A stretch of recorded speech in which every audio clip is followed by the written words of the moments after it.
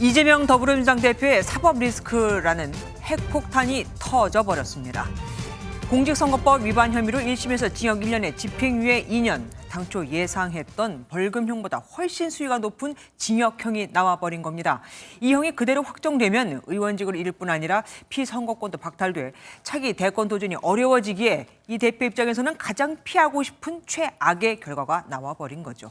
법원은 고 김문기 처장과 골프를 친 적이 없다. 백현동 용도 변경은 국토부의 협박 때문이었다는 이 대표의 과거 발언이 모두 허위였다며 민주주의를 훼손한 중대 범죄라고 질타했습니다. 첫 소식 홍지호 기자가 보도합니다. 이재명 더불어민주당 대표가 미소 띤 얼굴로 법원에 출석합니다. 공직선거법 사건 1심 선고를 맞아 70명이 넘는 민주당 의원들도 함께했습니다. 의원들에 둘러싸인 이 대표는 심경을 묻는 취재진의 질문엔 아무 답도 하지 않았습니다. 4개의 재판입니다. 한 말씀만 드리겠습니다. 재판부는 이 대표의 대장동 개발 실무자인 고 김문기 처장에 대한 발언 중 함께 골프를 치지 않았다는 발언이 허위라고 인정했습니다. 국정감사에서 국토부의 협박으로 백현동 부지의 용도 변경을 했다는 말 역시 고의적인 거짓 발언으로 판단했습니다. 법원은 선거 과정에서 허위 사실을 말하는 것은 민의를 왜곡하고 대의민주주의를 훼손하는 무거운 범죄라고 지적했습니다. 방송을 통해 전파돼 파급력도 컸다며 징역 1년에 집행유예 2년을 선고했습니다. 검찰이 구형한 2년의 실형보다는 낮지만 의원직 상실형 기준인 벌금 100만 원보다는 훨씬 높습니다. 재판이 진행되는 내내 서 있던 이 대표는 선고를 마치는 순간까지 무표정으로 일관했는데 모든 방청객이 떠난 후에야 법정을 빠져나왔습니다. MBN 뉴스 홍지호입니다. 오늘 재판은 이재명 민주당 대표가 고 김문기 전 성남도시개발공사 차장을 몰랐다고 말한 게 허위였는지, 그리고 국토부 협박을 받았다는 발언이 허위였는지, 이렇게 두 사건에 대한 종합적인 선고였습니다. 재판부가 각 사건을 어떻게 판단했는지 하나씩 살펴드리겠습니다. 먼저 김 전 처장 관련 사건은 이 대표가 해외에서 김 전 처장과 함께 골프를 친 적이 없다고 한 부분을 허위라고 봤습니다. 재판부가 이렇게 판단한 이유, 이시월 기자가 자세히 살펴봤습니다. 이재명 대표는 지난 대선 후보 시절 한 방송에 출연해 고 김문기 성남도시개발공사 처장을 모른다고 말했습니다. 김문기 처장은 개인적으로 시장 재직 때 좀 아셨습니까? 아니면 어떻습니까? 제가 시장 재직 때는 몰랐고요. 예. 그러니까 뭐 하위 직원이었으니까. 지난 2015년 두 사람이 함께 골프를 친 사진이 공개되며 거짓말 논란이 일었지만 이 대표는 기억이 나지 않는다고 주장했습니다. 해외 출장도 같이 갔는데 어떻게 모를 수 있냐 그러지만 제가 실제로 하위 직원이라서 기억이 안 나고요. 법원은 이 대표의 발언 중 해외 출장 중 김 씨와 골프를 치지 않았다는 부분을 유죄로 판단했습니다. 재판부는 함께 해외 골프를 친 행위는 기억에 남을 만한 행위라며 이 대표가 고의적으로 허위 발언을 했다고 봤습니다. 이어 하급 직원이기 때문에 몰랐다는 것은 일반 선거인 입장에서 진실이라고 믿기 어렵다며 선거에 당선될 목적으로 거짓말을 했다고 지적했습니다. 다만 성남시장 재직 당시 김 씨의 존재를 몰랐다는 등 일부 발언에 대해서는 무죄로 판단했습니다. MBN 뉴스 이시열입니다. 이어서 국토부 협박 관련한 법원 판단도 살펴보겠습니다. 이 사건에서 쟁점은 이재명 대표가 백현동 개발을 진행하면서 국토부의 협박 때문에 토지 용도를 4단계나 한꺼번에 올려주었다고 국정감사장에서 말한 게 허위 사실에 해당하는지 여부였습니다. 하지만 국토부 공무는 다른 20개 지자체도 똑같이 나갔지만 아무도 협박이라고 느끼지 못했고 성남시 직원들도 그렇게 느낀 사람이 없으며 따라서 이 대표 스스로 용도를 변경했다고 재판부는 판단했습니다. 이어서 현지호 기자가 보도합니다. 백현동 한국식품연구원 부지 용도 변경 과정에서 제기된 특혜 의혹과 관련해 이 대표는 2021년 국정감사에서 국토교통부의 협박 때문이었다고 말했습니다. 만약에 안 해주면 직무유기 뭐 이런 걸 문제 삼겠다고 협박을 해서 1심 재판부는 이 대표의 이 발언이 허위사실이라고 봤습니다. 재판부는 용도 지역을 변경하라는 국토부의 요구를 받은 적이 없었고 성남시 공무원들이 협박을 당한 적도 없었다고 설명했습니다. 또 이 대표가 스스로 용도 변경을 검토하고 내부 방침으로 정한 것이라고 덧붙였습니다. 이 대표는 재판 과정에서 짧은 시간에 답변해야 하다 보니 말이 꼬였다며 협박이 아니라 압박이란 취지로 해명하기도 했지만 결국 인정되지 않았습니다. 재판부는 선거 과정에서 민의가 왜곡되고 대의 민주주의가 훼손될 수 있다는 점에서 죄책이 가볍지 않다고 지적했습니다. MBN 뉴스 현주호입니다. 더불어민주당 입장에선 가장 무죄를 확신했던 재판에서 징역형이 나와버린 거죠. 이재명 더불어민주당 대표는 현실의 법정은 아직 남아있다며 곧바로 항소 의지를 밝혔습니다. 의연한 표정으로 들어섰던 그 일정과 달리 결과가 나온 뒤에는 기본적인 사실 입장부터 그 인정부터 도저히 수긍하기 어려운 결론이라고 사법부를 향해서 비판의 목소리를 내놓았습니다. 이 대표 선고 후 예정됐던 지지자 집회 방문도 하지 않고 그냥 떠났습니다. 표선우 기자가 보도합니다. 첫 사법 리스크 시험대를 앞둔 오늘 아침, 이재명 민주당 대표는 내내 말을 아꼈습니다. 자신의 재판에 대해서는 아무 말도 하지 않은 채 코스피 하락 등 경제 상황만 언급했습니다. 법정으로 출발하는 순간에도 의연했습니다. 선고 결과는 어떻게 예상하시나요? 법대로 하겠지요. 법원에 내려서는 자신을 응원하러 온 민주당 의원 하나하나와 손을 잡으며 인사했고 옅은 미소를 보이기도 했습니다. 선고 후엔 달랐습니다. 굳은 표정으로 나와 수긍하기 어렵다며 항소하겠다고 했습니다. 현실의 법정은 아직 2번 더 남아있고 그리고 민심과 역사의 법정은 영원합니다. 기본적인 사실 인정부터 도저히 수긍하기 어려운 50초가량 입장을 밝힌 이 대표는 당초 예정했던 지지자 집회도 방문하지 않은 채 법정을 떠났습니다. MBN 뉴스 표선우입니다. 국민의힘은 사필 규정, 사법 정의가 살아있다며 환영의 뜻을 밝혔습니다. 당선 무효형을 확신했던 한동훈 국민의힘 대표는 어떻게 반응했을까요? 민주당의 계속된 장외 집회가 판사 겁박 무력 시위라는 걸 국민들도 안다. 민주당은 고집 부리지 말고 장외 집회를 멈추라고 밝혔습니다. 김태희 기자가 단독 보도합니다. 국민의힘은 이재명 대표의 당선 무효형 선고에 사필 규정이라고 환영했습니다. 추경호 원내대표도 사법부의 결정에 경의를 표한다며 사법 정의가 살아있다고 평가했습니다. 아무리 거대 야당의 힘으로 방탄의 둑을 겹겹이 쌓아도 정의의 강물을 막을 수는 없습니다. 한동훈 대표는 민주당이 판사 겁박 무력 시위를 해봤자 사법부의 판결을 바꿀 수 없다고 밝혔습니다. 한동훈 대표는 MBN과 통화에서 민주당의 장외 집회 실체가 판사 겁박 무력 시위인 걸 국민들이 다 안다고 강하게 비판했습니다. 또 민주당이 이제 고집 부리지 말고 집회를 접어야 한다고 덧붙였습니다. 국민의힘은 이번 재판 결과를 고려할 때 열흘 뒤 있을 위증교사 재판에서는 더 중형이 선고될 거라고 예측했습니다. 한 대표도 유죄는 누구나 예상하는 것이라면서 사법부가 통상 국민들과 똑같은 기준으로 판결해야 한다고 강조했습니다. 반면 대통령실은 이재명 대표 선고와 관련해 별도 입장을 내놓지 않았습니다. MBN 뉴스 김태희입니다. 오늘 서초동은 그야말로 좌우로 갈렸습니다. 이 대표의 지지자들과 보수단체로 말이죠. 두 단체의 집회 장소는 500m 정도 떨어져 있어서 물리적 충돌은 없었지만 완전히 희비는 엇갈렸습니다. 지지자들 중에선 선거 결과를 듣고 기절한 사람까지 있었습니다. 최민성 기자입니다. 선고 30분 전 서울중앙지법 주변에 파란 물결이 일렁입니다. 공직선거법 재판을 앞둔 이재명 더불어민주당 대표를 응원하려는 1,000명의 시민이 모인 겁니다.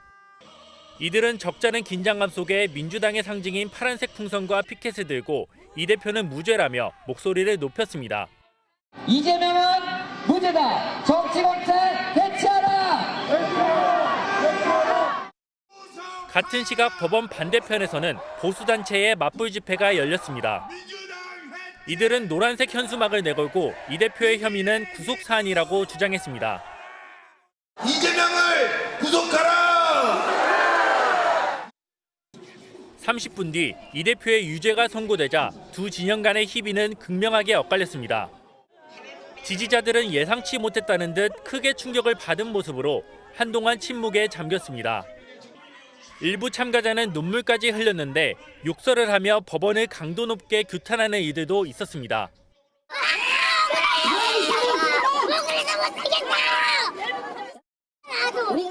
반면 보수단체 회원들 사이에서는 환호성이 터져나왔습니다.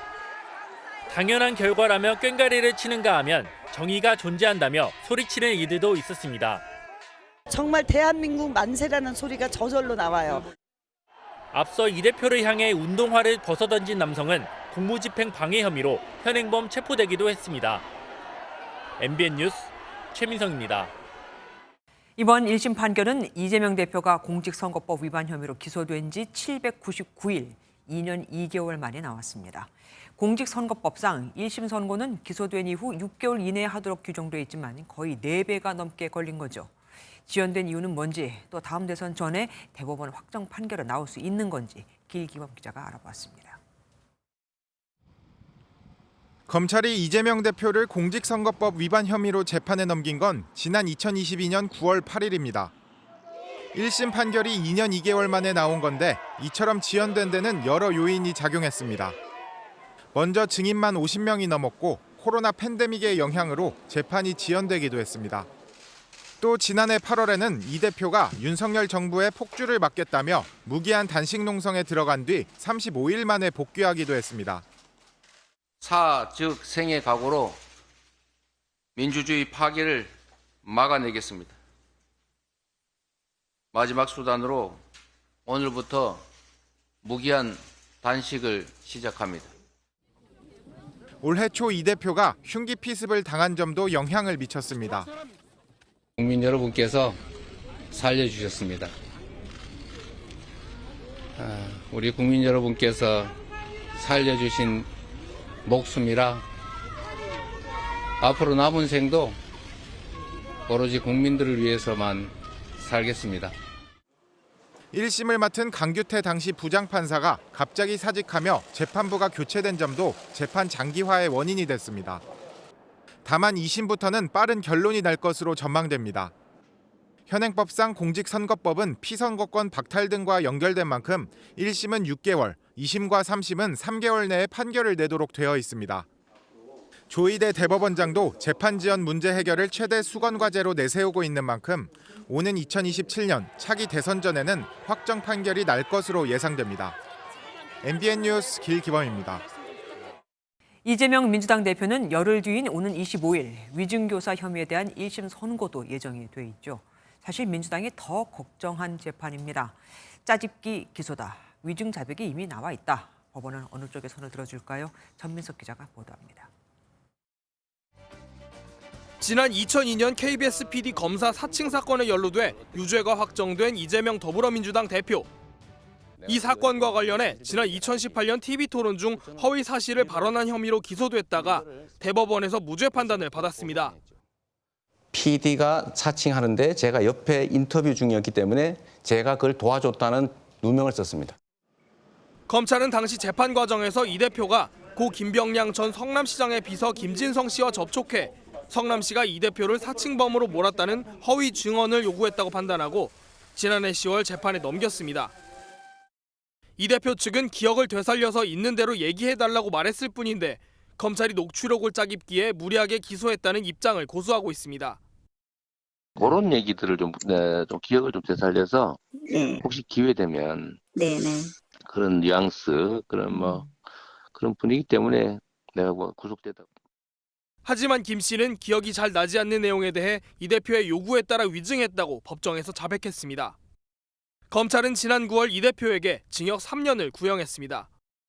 위증교사 재판에서 집행유예가 나오더라도 금고 이상의 형이 확정되면 이 대표는 대선에 출마할 수 없게 됩니다. MBN 뉴스 전민석입니다.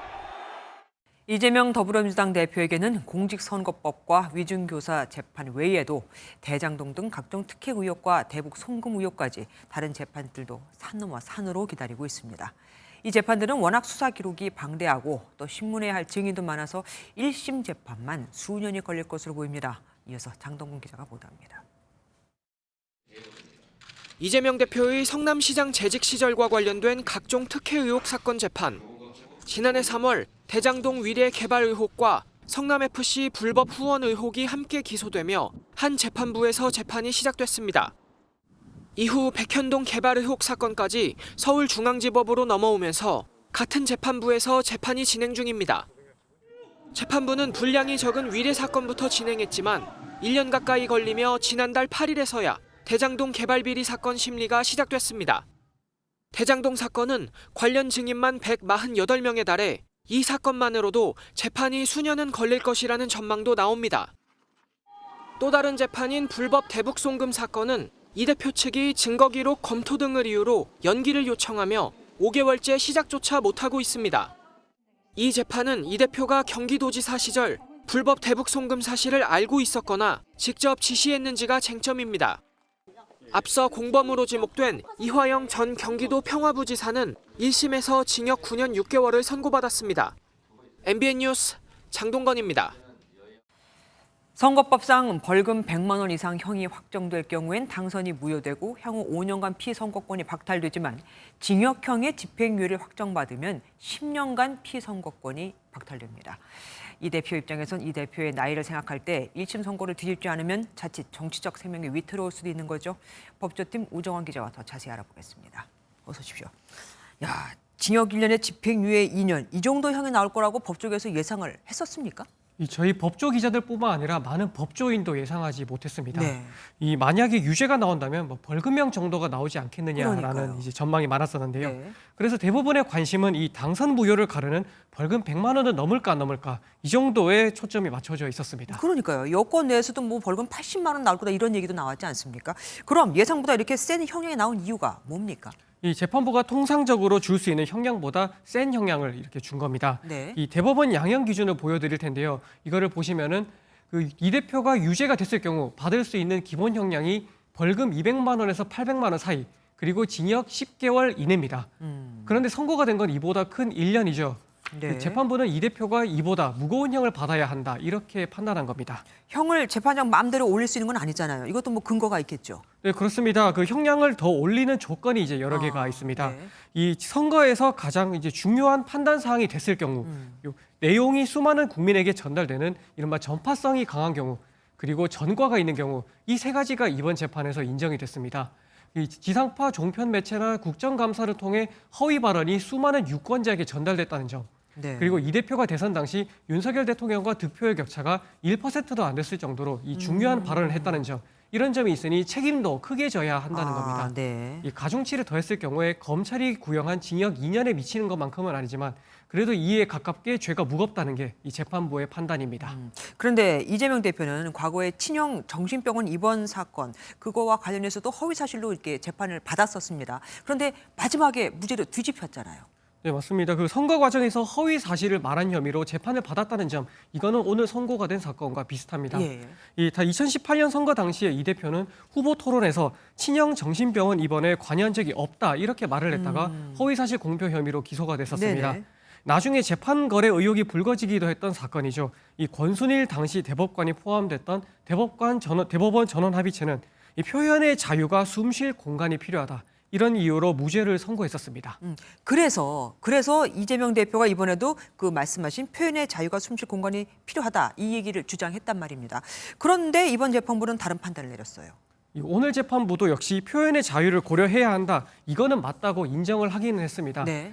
다만 허위 사실 공표로 국민이 허위 정보를 얻어서 민의가 왜곡될 위험성, 이것도 같이 고려해야 한다. 이렇게 지적을 했습니다. 네. 이 표현의 자유를 인정해주기에는 그 해악이 더 크다는 판단이 오늘 선고에서 나온 겁니다.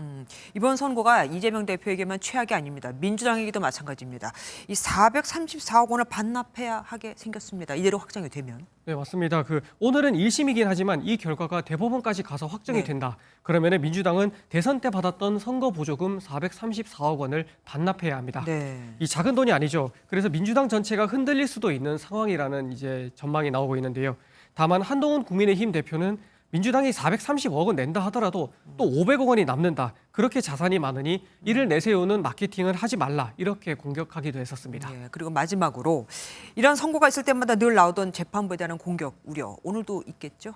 네, 그렇습니다. 이 선고가 끝난 뒤에 친야 성향의 커뮤니티에서는 재판장인 한성진 부장판사의 프로필을 공유하면서 이 비난이나 인신공격을 하는 모습들을 볼 수가 있었습니다. 네. 이 법원은 이 물리적 위해까지 우려해서 며칠 전부터 판사의 신변 보호에 나서기도 한 상황이었고요. 이 과거 이 대표 구속영장을 기각했었던 유창훈 부장판사 같은 경우에는 반대로 보수 진영에서 근조 하완 또 플래카드를 내세우면서 위협하기도 했었죠. 네. 이 판결에 불복하더라도 이런 식으로 재판부를 겨냥하는 모습은 바람직하지 않아 보입니다. 그러게요. 지금까지 우정환 기자와 함께했습니다. 고맙습니다. 더불어민주당 의원들은 재판 결과를 납득할 수 없다며 일제히 법원 판단을 부정했습니다. 트럼프도 대법원 최종심에서 살아 대통령이 됐다며 의연하게 재판 결과를 지켜봐야 한다는 말도 나왔죠. 이재명 대표 중심으로 검찰과 법원을 향한 공세가 한층 더 강화될 것이라는 전망이 우세합니다. 김도영 기자입니다. 대한민국 사법부는 죽었다. 분노 어린 비보다. 어처구니 없다. 더불어민주당 의원들이 SNS에 선고 결과를 수긍할 수 없다며 잇따라 올린 글들입니다. 강선우 의원은 양복을 입고 영장을 든 검찰 독재 정권의 사법살인이라며 앞으로 대선은 사륙의 잔치가 될 것이라고 주장했습니다. 이재명 대표를 사법살인의 희생자로 규정한 민주당은 더 결집하자는 분위기입니다. 진성준 의원은 김대중 전 대통령은 사형 선고를 넘어 살아났다며 시련 속에 더 단련되어 강해질 것이라고 밝혔습니다. 김원희 의원 역시 민심과 역사의 법정은 영원하다는 이 대표의 진심을 믿는다며 끝까지 이 대표를 지키겠다고 강조했습니다. 단지 1심 결과일 뿐이라며 차분하게 대응하자는 의견도 나왔습니다. 박지원 의원은 사법부는 3심제라며 트럼프도 대법원 최종심에서 살아 대통령이 됐다고 주장하며 의연하자고 주문했습니다. 검찰과 법원에 대한 민주당의 압박 수위는 한층 더 높아질 것이란 예측도 나오고 있습니다. 명백한 정치 판결입니다. 검찰이 시작한 윤석열 정권의 대선 후보 죽이기 정적 말살 시도에 판결로 화답한 것입니다. 민주당은 항소심에서 국민과 함께 진실을 밝히고 사법 정의를 바로 세우겠다고 강조했습니다. MBN 뉴스 김도형입니다. 이재명 대표가 1심에서 징역형의 집행유예를 선고받자 비명계에서조차 충격적이다, 너무 심하다는 반응이 나왔고 야권의 대권 잠룡들도 사법부 결정을 비판했습니다. 하지만 이번 선고로 이 대표의 장래 장악력이 조금씩은 흔들릴 수밖에 없을 것이라는 관측이 나오면서 야권의 대안 세력들이 본격적으로 활동을 재개할지에도 이목이 집중됩니다. 서영수 기자입니다. 야권의 대권 잠룡으로 꼽히는 인사들은 일제히 이재명 대표에게 유죄를 선고한 사법부를 비판했습니다. 김동연 경기지사는 대한민국의 법의 상식과 공정이 남아있는지 묻지 않을 수 없다며 유감을 표했습니다.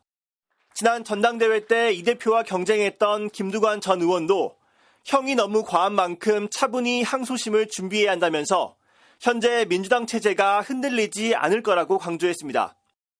문재인 정부 청와대 출신 민주당 의원들도 이 대표에게 힘을 실었습니다. 이들은 정치검찰은 없는 죄를 만들어냈고 사법정의는 무너졌다며 이 대표와 일치단결해 윤석열 정권과 싸우겠다고 했습니다. 이 대표에게 예상 밖의 높은 형이 선고되면서 일단 친명비명 가릴 것 없이 하나로 뭉치는 모습입니다. 하지만 앞으로 이 대표의 리더십에 균열이 생기는 건 불가피하다는 분석도 나옵니다. 1심 판결이 대법원까지 확정돼 야권의 유력 대권주자인 이 대표가 차기 대선에 출마하지 못하는 상황도 대비해야 하기 때문입니다.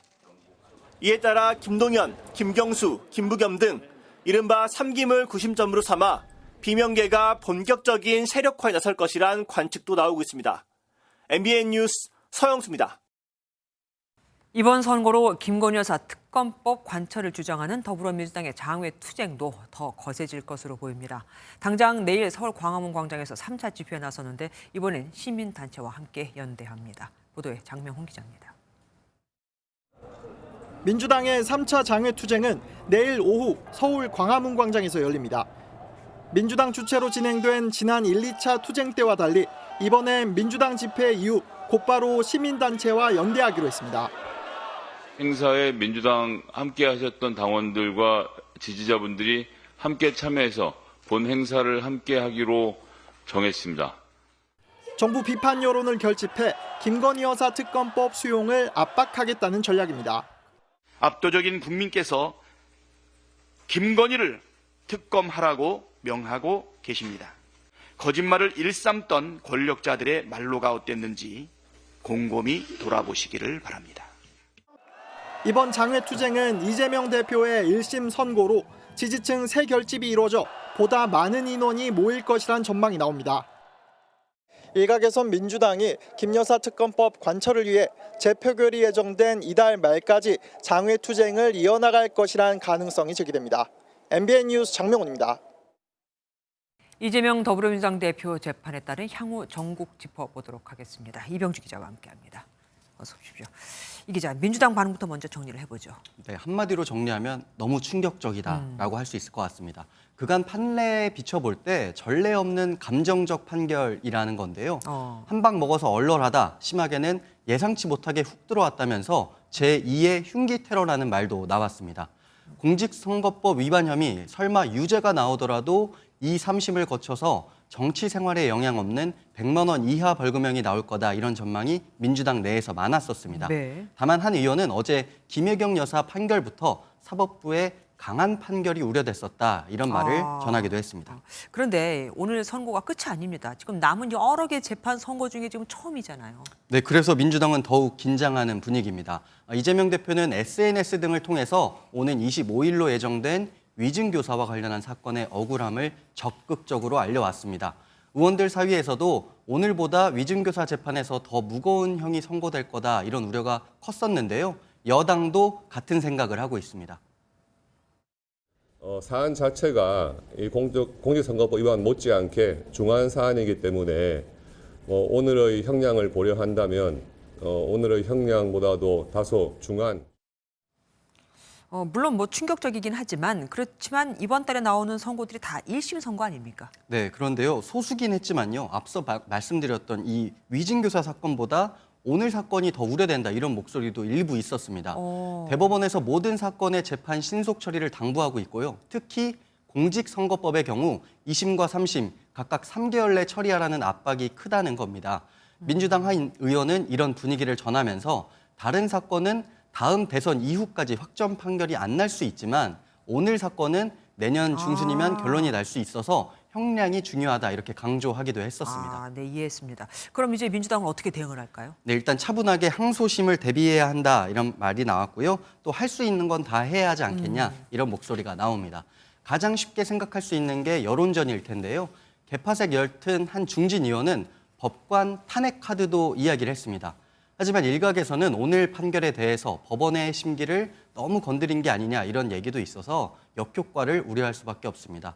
법률가 출신의 한 민주당 의원은 1심 판결이 너무 의외라고 말을 하면서요. 그렇기 때문에 항소심에서 판단이 바뀔 수도 있다, 이런 기대를 내비쳤습니다. 네. 민주당은 당장 내일 장외 집회부터 총력전 벌일 것으로 보이고요. 이에 앞서서 오후 2시에는 국회의원과 지역위원장들이 함께하는 비상총회를 열기로 했습니다. 검사 탄핵에 이어서 법관 탄핵까지 하면 확실히 부담이 되긴 할 겁니다.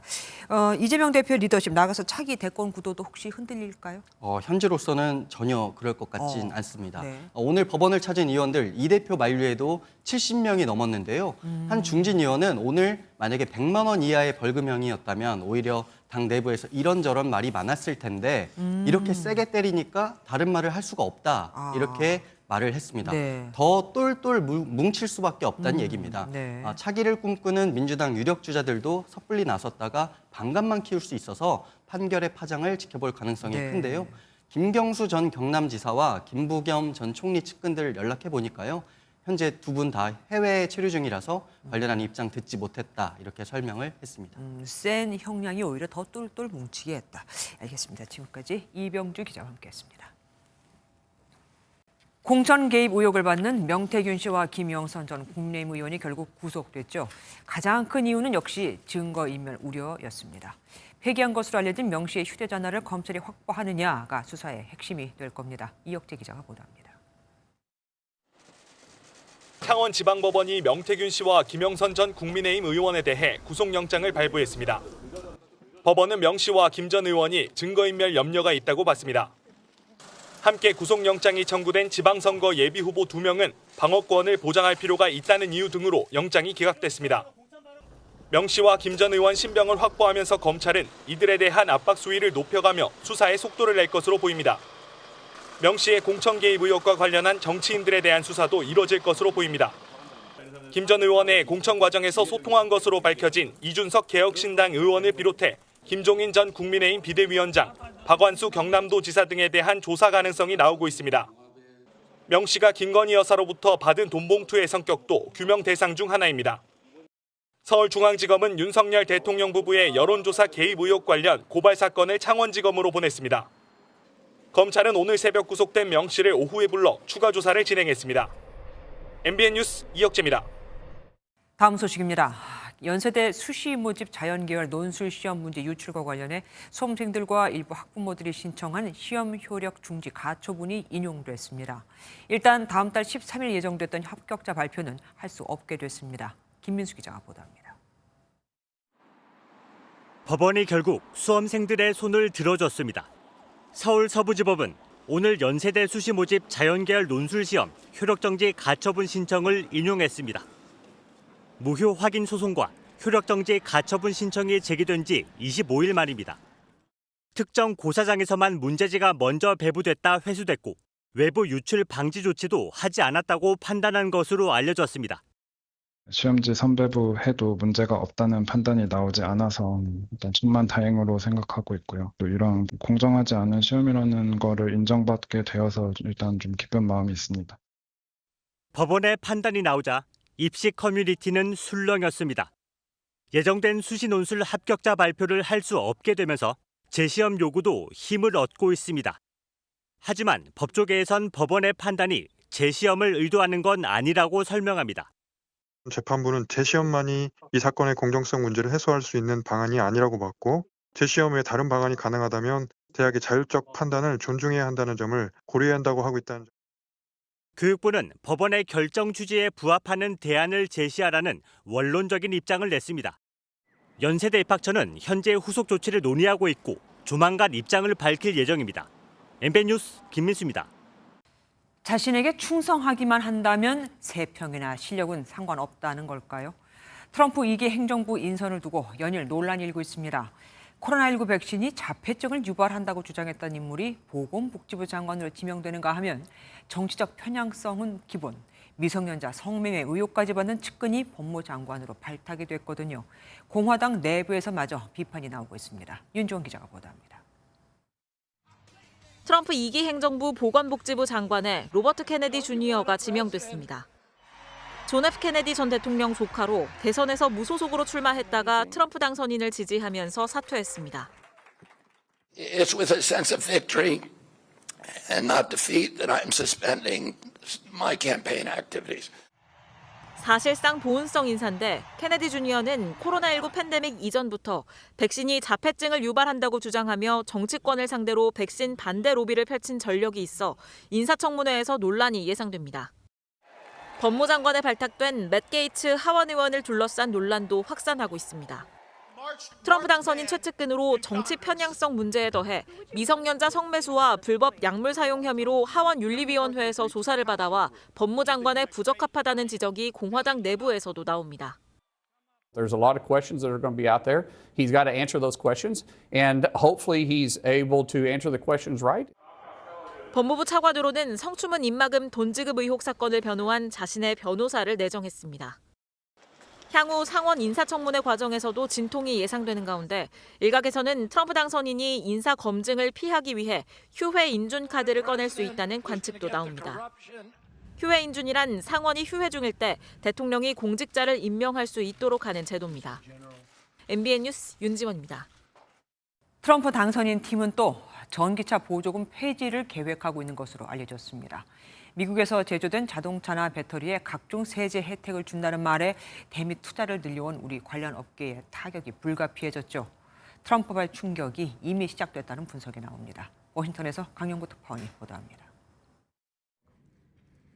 정권 인수를 위한 백악관 회동이 끝나자마자 바이든 정책 지우기가 시작됐습니다.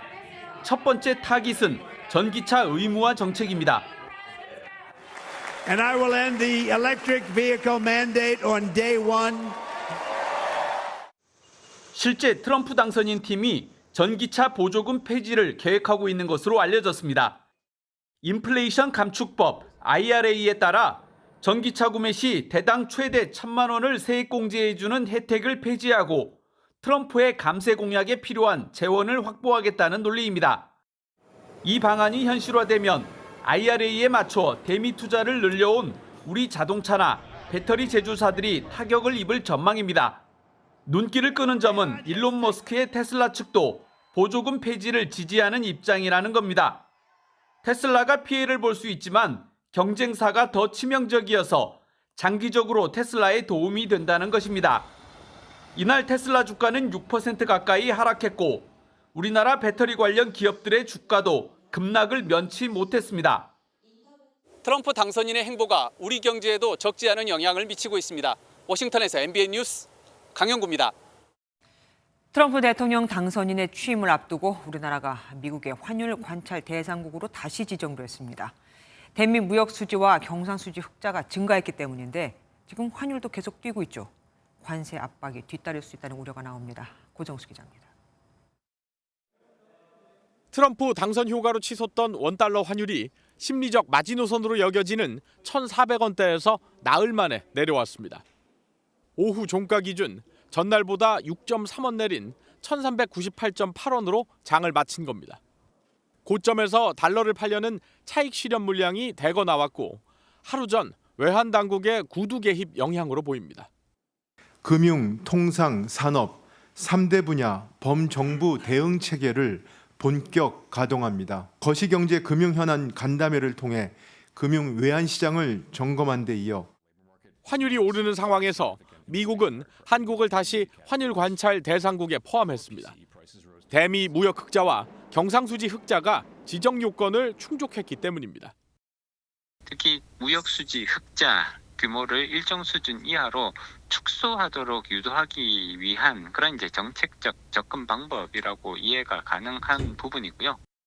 당장 불이익은 없겠지만 고환율까지 이어지면 트럼프 2기 정부가 우리 수출품에 대한 관세를 올릴 수 있다는 우려도 나옵니다. MBN 뉴스 고정수입니다. 트럼프 재집권을 앞두고 우리 기업들도 바빠지고 있습니다.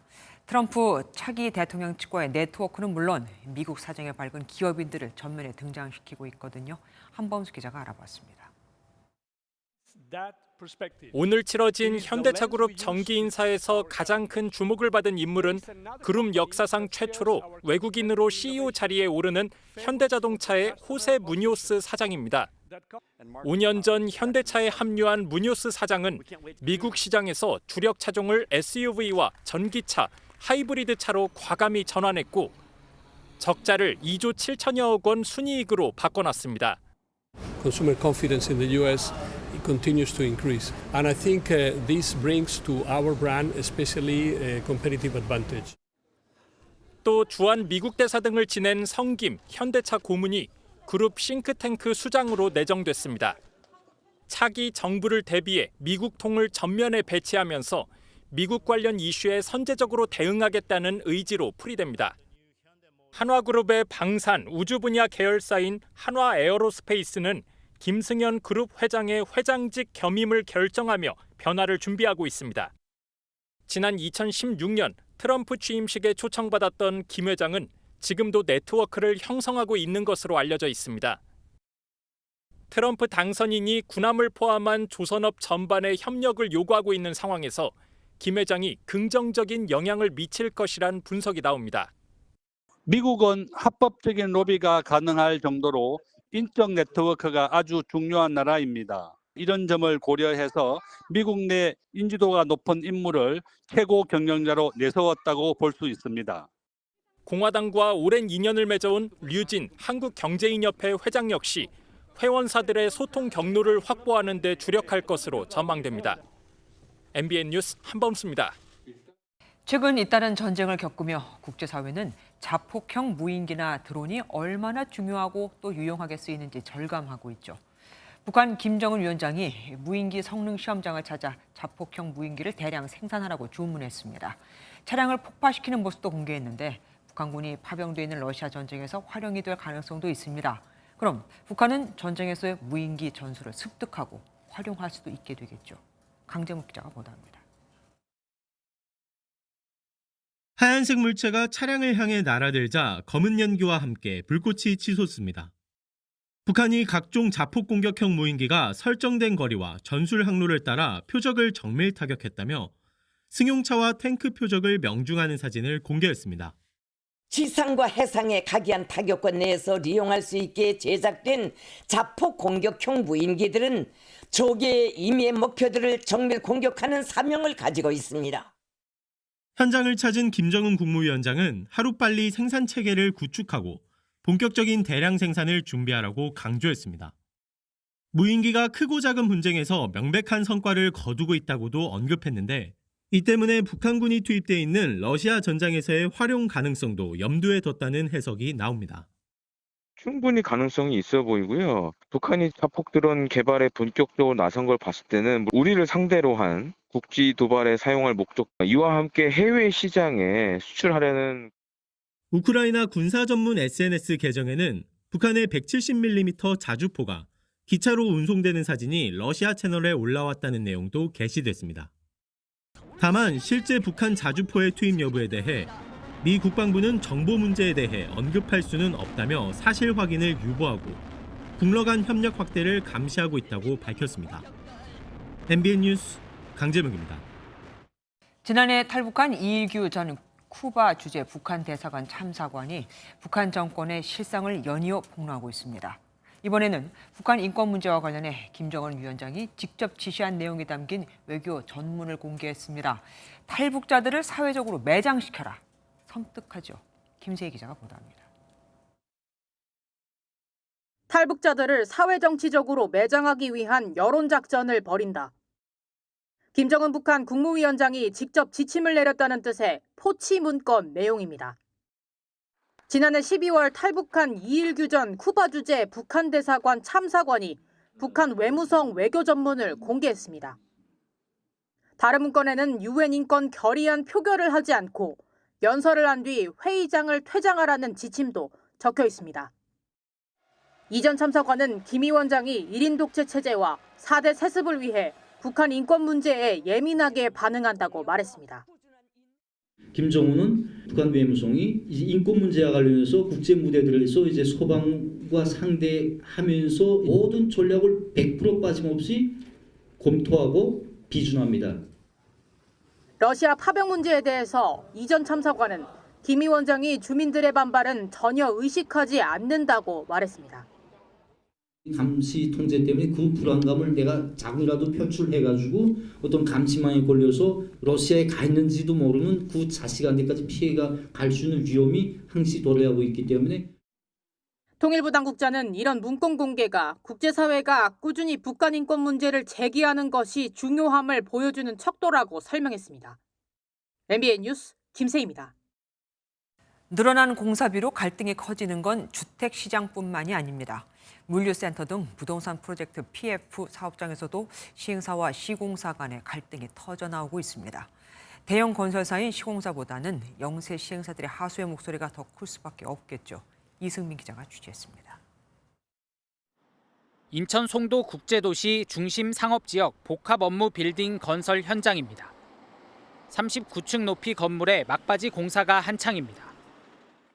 공정률은 80%를 넘겨 내년 1월 입주를 앞두고 있지만 시행사와 시공사는 수년째 공사비 문제를 놓고 첨예하게 맞서고 있습니다. 2021년 총 4천억 원의 건설 계약을 체결했는데 다음 해 시공사는 1,100억 원의 공사비 증액을 요구했습니다. 시행사가 난색을 보이자 대기업인 시공사는 공사비 증액분을 수차례에 걸쳐 450억 원까지 낮췄지만 이마저 받아들여지지 않자 소송을 제기했습니다. 그런데 정작 소송 금액은 99억 원이었습니다. 최초 요구액의 10분의 1로 줄었는데 처음부터 1,100억 원이라는 공사비 증액분이 터무니없었다는 주장이 나옵니다. 타당하지 않은 항목들 중에서도 단가를 조정한 것 같은 느낌이 드는 항목들, 이런 것들이 너무 많다는 거예요. 시공사가 소송과는 별개로 건물 매각 이익의 70%를 요구하고 있는 것도 중소시행사로서는 부담입니다. 70% 달라. 그는 이제 시행사가 거의 좀 그지로 가서 나자빠지라는 그런 진짜 그렇게밖에는 저희는 볼 수는 없는 거예요. 해당 건설사는 공사비 인상은 불가피하다며 명확한 산출 근거로 증액을 청구한 것이라고 반박하고 있습니다. 분양가와 임대료를 올릴 수 없는 시장 상황에서 수익력이 떨어지고 협상 여력이 없어서 법적 분쟁으로 부동산 경기가 살아나지 않고 PF 부실이 커지면서 인천뿐만 아니라 경기 용인과 판교에서도 공사비 증액을 놓고 소송이 잇따르고 있습니다. MBN 뉴스 이승민입니다. 지난 9월 온라인에 야탐역에서 흉기 난동을 벌이겠다는 글이 올라와 장갑차까지 동원됐던 일 기억하십니까? 이 예고 글을 올린 작성자가 2달 만에 검거됐습니다. 해당 사이트의 관리자였는데 범행 이유가 사이트를 홍보하기 위해서였다고 합니다. 윤규란 기자입니다. 경기도 성남 야탐역에서 흉기 난동을 벌이겠다고 글을 쓴 20대 남성이 구속 전 피의자 신문을 마치고 경찰서 유치장으로 들어갑니다. 혐의 인정하세요? 게시글 왜 올리셨어요? 실제 범행하려고 하신 거예요? 남성은 2달 전 한 온라인 익명 커뮤니티 사이트에 9월 23일 오후 6시 야탐역에서 30명은 찌르고 죽는다는 제목으로 글을 올렸습니다. 경찰은 당일부터 200명 가까운 인력은 물론 장갑차까지 동원해 야탐역 경계와 순찰에 들어갔습니다. 작성자를 찾으려고 해당 사이트 운영진의 소재 파악에 나섰지만 미국의 서버를 둔 터라 추적에 어려움을 겪었습니다. 경찰은 운영진 계정으로 미국 서버에 로그인한 한국 서울 IP 접속 위치를 파악하고 사무실에 들이닥쳤습니다. 기민한 국제 공조가 빛을 발한 겁니다. 수사 결과 게시물을 올린 사람은 해당 사이트의 관리자였습니다. 긴급 체포된 피의자는 사이트를 홍보하려고 범행을 저질렀다고 진술했습니다. 협박과 함께 공무집행 방해 혐의를 받는 피의자는 최대 5년의 징역형이나 1,000만 원의 벌금형을 받을 수 있습니다. 공권력을 낭비하게 한 책임을 물어 민사상 천문학적인 손해보상금도 청구될 수 있습니다. MBN 뉴스 윤기란입니다. 홀덤펍인 척 위장한 뒤 70억 원대의 불법 도박장을 운영한 일당과 손님 600여 명이 적발됐습니다. 칩을 돈으로 환전해주는 홀덤펍이 불법인 만큼 환전 앱을 따로 개발해서 가상 계좌로 상금을 주는 방식으로 추적을 피했습니다. 입금명도 무슨 페이식으로 적어 정상적인 거래인 양 위장을 했죠. 한여희 기자가 보도합니다. 어두운 밤 건물 2층 안 테이블마다 사람들이 모여 앉아 있습니다. 홀덤 게임 대회가 열린 전용 경기장인데 실은 불법 도박을 하고 있는 모습입니다.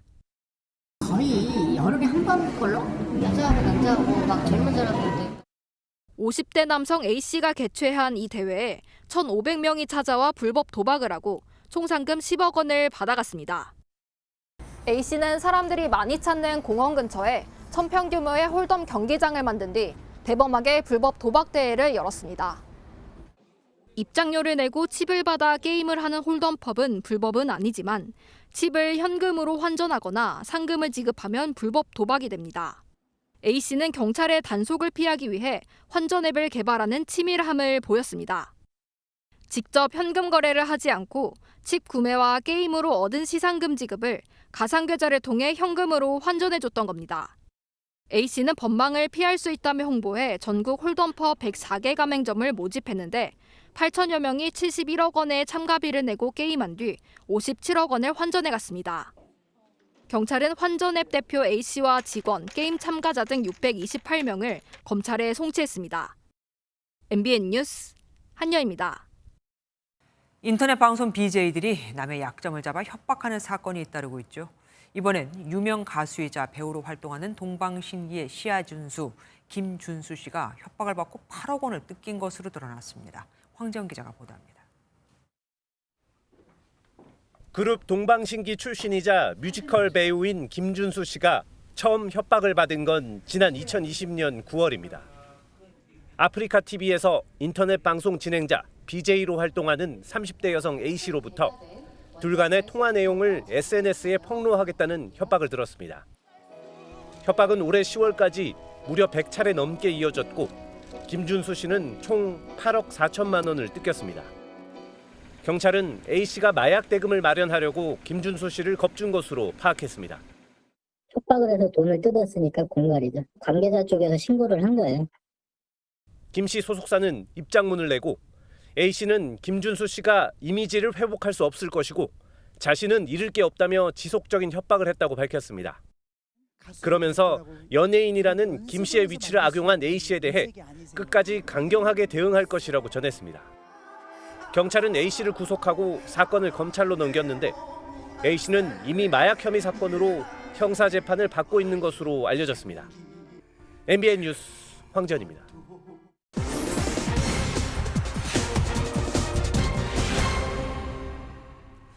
은퇴 후 주택을 담보로 매달 생활비를 받는 주택연금 가입해야 하나 말아야 하나 고민하는 분들 많죠. 특히 집값이 오르면 가입하는 게 손해 아닐까 싶은데 김태형 기자가 사실 확인해서 알아봤습니다. 건설업에 종사하다 은퇴한 이경춘 씨는 벌이가 없어도 캠핑카를 몰고 전국 곳곳을 돌아다니고 있습니다. 매달 150만 원가량 나오는 주택연금이 노후자금 노릇을 톡톡히 하고 있기 때문입니다. 이거를 아껴뒀다가 자식이나 누구한테 주기 위해서 그걸 안 했더라면 지금과 같은 그런 생활을 못 한다고 봐야죠. 집을 투자 수단이 아닌 보금자리로 생각한다면 주택연금은 더 매력적인 선택지입니다. 이 아파트는 또 주변이 전원주택 같은 어떤 그런 환경도 돼 있고 하기 때문에 사실 더 이상 이사 다니기도 싫습니다. 여기서 그냥 제가 그 노후 생활을 보냈으면 좋겠다. 주택연금은 부부 중 한 명이 55세 이상이고 공시가격 12억 원 이하 집을 가지고 있으면 집을 담보로 매달 일정액을 연금처럼 받는 겁니다. 그래서 집값이 오르는 시기에 가입하면 손해라고 생각하는 사람들이 있습니다. 예를 들어 연금 수령 시작 이후 집값이 4억 원에서 5억 원으로 오르고 사망할 때까지 연금 4억 원을 받았다면 1억 원이 손해라는 겁니다. 하지만 이 1억 원은 자녀가 집을 상속받아 처분하면 자녀에게 돌아갑니다. 반대로 집값이 내려가거나 연금을 집값보다 많이 받았더라도 자녀에게 그 돈이 청구되지 않습니다.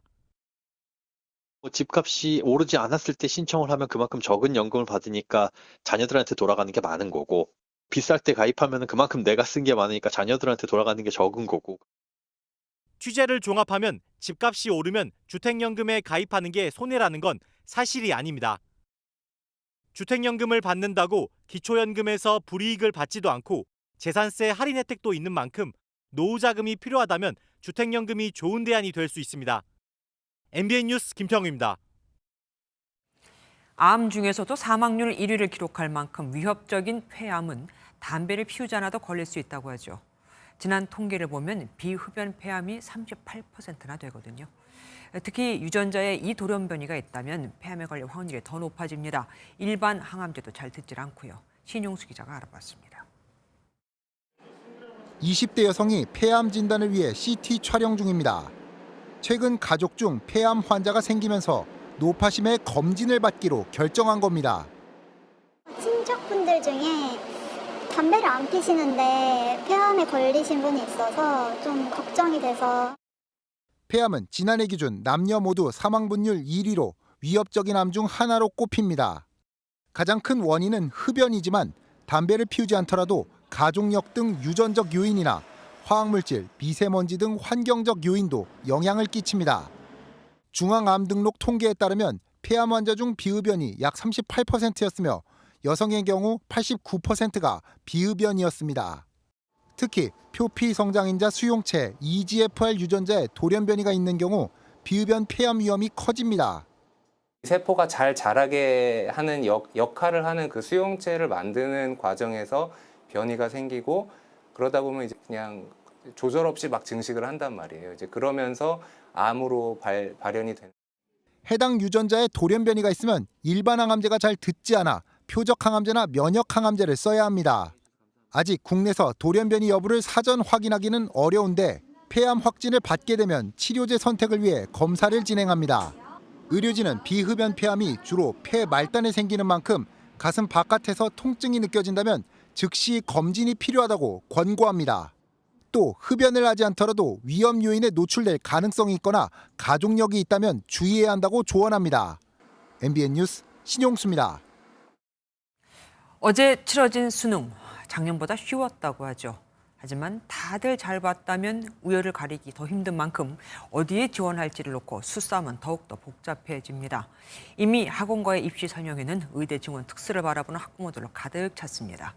수능이 쉬웠다고 입시까지 쉬워진 건 아닌 거죠. 안병수 기자가 다녀왔습니다. 일부 과목이 까다롭긴 했지만 대체로 풀만했다는 게 어제 수능을 치른 학생들의 공통 의견입니다. 국어랑 수학은 많이 쉬웠던 것 같고요. 영어랑 사탐이 저는 개인적으로 좀 어려웠던 것 같은데 영어는 애들이 쉽다고 하는 애들도 있어가지고. 실제로 주요 과목 1등급 예상 점수는 작년에 비해 한두 문제를 더 맞춰야 하는 것으로 예측됐습니다. 시험 성적으로 우열을 가리기 어려워지자 입시 전략을 세우는 학원 설명회도 북적입니다. 한 설명회에는 3,000석 규모의 오프라인 행사장이 꽉 찼고 대기줄도 길게 늘어섰습니다. 가장 관심사는 역시 신입생 정원 약 1,500명이 늘어난 의대 입시입니다. 의대를 선호를 많이 하시더라고요. 그러니까 같은 직장에서 10년을 일한 것과 의사로서 10년을 일한 거에 이제 마지막 그 결과가 조금 다르다고 생각하시는. 인공지능이나 반도체나 이런 쪽 과를 좀 생각하고 있었는데 이제 의대 쪽으로 빠져나가면 그쪽으로 해서 좀 상향 지원한. 이번 수능과 난이도가 유사했던 9월 모의평가 수학 만점자는 4,736명인데 내년도 의대 신입생 모집 인원보다 많습니다. 채점 결과 만점자 수도 비슷하면 입시 싸움이 가열될 걸로 전망됩니다. 최상위권 의대 정도 가는 학생들은 만점자가 속출한다라든지 또 어떤 영역에서는 거의 만점을 맞고도 정시에서 탈락하는 경우도 상당히 발생할 가능성. 의대 증원에 쉬운 수능까지 겹쳐 학부모와 학생들은 시험보다 더 큰 산을 남겨두고 있습니다. MBN 뉴스 안병수입니다. 도심 거리에 쌓인 낙엽은 볼 때는 예쁘지만 뒤처리는 골칫거리입니다. 돈을 들여 청소해야 하고 태울 때는 환경 호르몬도 나오니까요. 그런데 어떤 낙엽들은 차를 타고 춘천 남이섬에 갑니다. 이서영 기자가 따라가 봤습니다. 길 한가운데 소복이 쌓여있는 낙엽을 미화원들이 빨간색 포대자루에 차곡차곡 담습니다. 운반 차량에 옮겨진 이 낙엽들이 향하는 곳은 소각장이 아닌 화물선. 춘천 남이섬으로 옮겨집니다. 송파구에서 여행 온 이 낙엽들은 남이섬이 길 위에서 가을 정취를 유지하는 관광 자원으로 거듭납니다. 멀리서 가져와서 우리들의 즐거움을 위해서 이렇게 해주시니 깜짝 놀랐어요. 가을을 보기 어려운 동남아 관광객들은 그저 신납니다. We don't have autumn in Indonesia, so almost every year I come visit Korea for this fall season. 서울 송파구는 해마다 낙엽 20톤씩을 남이섬에 보내고 있습니다. 벌써 19년째입니다. 잠실 그쪽에 있는 그 은행나무들이 떨어지면은 소각을 한다는 얘기를 듣고 저희가 제안을 해서 그때부터 이어지게 되었고요. 송파구는 소각비의 10분의 1도 안 되는 운반비만 내면 됩니다. 서울보다 낙엽이 빨리 지는 남이섬으로선 10월이면 끝나던 낙엽 테마 여행을 11월 말까지 연장할 수 있습니다. 겨울이 찾아와 용도가 다한 낙엽은 소각하지 않고 퇴비로 만들어 이른바 업사이클링의 정점을 찍습니다. 남이섬은 다른 구청들과도 낙엽 모으기 협약을 맺고 낙엽 색깔별로 구청 거리를 조성할 계획입니다. MBN 뉴스 이서영입니다. 인도 델리가 파키스탄의 라호르를 제치고 세계에서 가장 오염된 도시에 이름을 올렸습니다. 공기 오염 수치가 세계보건기구 권고치의 50배를 넘어 인도의 대표적 문화유산인 타지마할이 코앞에서도 잘 보이지 않을 정도라고 하거든요. 임시 휴교령을 내리는 등 조치에 나섰지만 매연이 계속 나오고 농민들이 또 논을 계속 태우는 한 소용이 없을 겁니다. 최희지 기자가 보도합니다. 뿌연 스모그가 덮친 도로를 차량들이 천천히 지나갑니다. 힌두교 사원도 워낙 심각한 스모그에 형체가 흐릿하게 보입니다. हम लोग देखने आते हैं, अभी दिख ही नहीं रहा, 10 बजने का टाइम हो गया, 10 से ऊपर ही होने वाला है, इन कोहरे में कुछ दिखाई नहीं दे रहा है यहाँ। 현지 시각 15일 수도 뉴델리의 대기질 지수는 최악 수준인 심각까지 나빠졌습니다. 세계보건기구가 정한 PM2.5 초미세먼지 1일 권고치를 50배 초과한 수준입니다. 건강까지 위협하자 뉴델리는 모든 초등학교 수업을 폐쇄하고 온라인 수업으로 전환했으며 일부 지역은 무기한 휴교령도 내렸습니다. तो खुद सीनियर सिटीजन है, लेकिन छोटे छोटे हमारे पोता पोती है, उनको भी दिक्कत हो रहा है स्कूल जाने में। 스모그로 시야 확보가 어려워지면서 뉴델리 출발 항공편 88%, 도착 항공편 54%가 지연되기도 했습니다. 대기 오염 원인으로 도시 공장과 교통에서 발생한 매연, 농부들의 개관 활동으로 발생한 연기, 농산물 쓰레기 소각 과정에서 발생하는 가스 등이 꼽힙니다. 해결책으로 인공 강우 등 다양한 시도를 하고 있지만 효과는 크지 않아 매년 호흡기 환자가 늘고 있습니다. 실제 매년 인도인의 100만 명 이상이 대기오염 관련 질병으로 사망하는 걸로 추정됩니다. MBN 뉴스 최희지입니다. 기후변화 대응 차원에서 플라스틱 사용을 줄여야 한다는 목소리가 높지만 플라스틱 빨대 사용을 금지했다가 다시 푼 것처럼 플라스틱을 무조건 사용하지 말라고 하는 건 사실 현실적이질 않죠. 그럼 해결책은 뭘까요? 이승훈 기자가 알아봤습니다. 커피집이 많은 서울 중구의 거리. 점심시간 일회용 커피잔을 든 직장인들을 흔하게 볼 수 있습니다. 가게에서는 그냥 머그컵을 쓰다가 밖에 나올 때는 일회용 컵을 어차피 쓰니까 굳이 그거를 막는다고 해서. 실내에서 일회용 플라스틱 컵 사용을 금지했지만 효과는 없고 고객 불편과 반발은 컸습니다. 국내 폐플라스틱 배출량이 10년간 2.5배 증가할 정도로 플라스틱은 일상생활의 필수품입니다. 이에 따라 무작정 사용을 막기보다는 친환경적 재순환이 대안이라는 의견이 많습니다. 규제하고 사용하지 않고 이런 식의 그 불편을 초래하는 그런 규약보다는 환경 친화적으로 폐기할 수 있는 시스템을 갖추는 데도 초점을 맞. 버려지는 폐천막을 원단으로 쓴 가방입니다. 일반 제품보다 가격이 비싸지만 젊은 층에서는 친환경이라는 이유로 더 인기입니다. 시멘트 생산에 들어가는 석탄 대신 폐플라스틱을 사용하는 것도 주목받고 있습니다. 석탄으로 인한 이산화탄소 발생을 줄이면서 폐플라스틱 처리도 용이해지는 효과입니다. 한 250만 톤의 폐플라스틱을 연료로 재활용하고 있습니다. 한 반 정도를 대체했다고 볼 수 있는 거죠. 순환 경제상의 환경연료의 사용이 좀 더 가속화되리라고. 플라스틱 사용 규제에 대한 국제 협약이 추진되고 있지만 그에 못지않게 자원 재순환에 대한 고민도 함께 진행돼야 한다는 지적입니다. MBN 뉴스 이승훈입니다. 요즘 11월답지 않게 날이 무척이나 포근했는데요. 이번 주말 사이 비가 내리면서 급격하게 초겨울 추위가 찾아오겠습니다. 우선 내일은 낮 기온이 20도에 머물면서 오늘같이 온화하겠지만 늦은 오후에 중부와 호남을 중심으로 비가 시작되겠고 이후에는 서울 아침 기온이 영하권으로 뚝 떨어지겠습니다. 비는 일요일 새벽 사이 대부분 그치겠습니다. 기온이 낮은 강원 높은 산간 지역으로는 최대 5cm의 눈이 내려 쌓이겠고 서울에는 많게는 10mm의 비가 내리겠습니다. 현재 제주도에는 산발적으로 비가 내리는 곳이 있습니다. 제주도와 강원 영동, 경북 북부 동해안으로는 오락가락 비가 오는 곳이 있겠습니다. 자세한 지역별 내일 기온입니다. 중부지방은 서울이 14도로 출발해서 한낮에 20도까지 오르겠고요. 남부지방 낮 기온은 대체로 20도를 크게 웃돌아서 포근하겠습니다. 영하권 추위가 오래 가지는 않겠습니다. 다음 주 중반부터는 다시 아침 기온이 영상권을 회복할 전망입니다. 내셨습니다.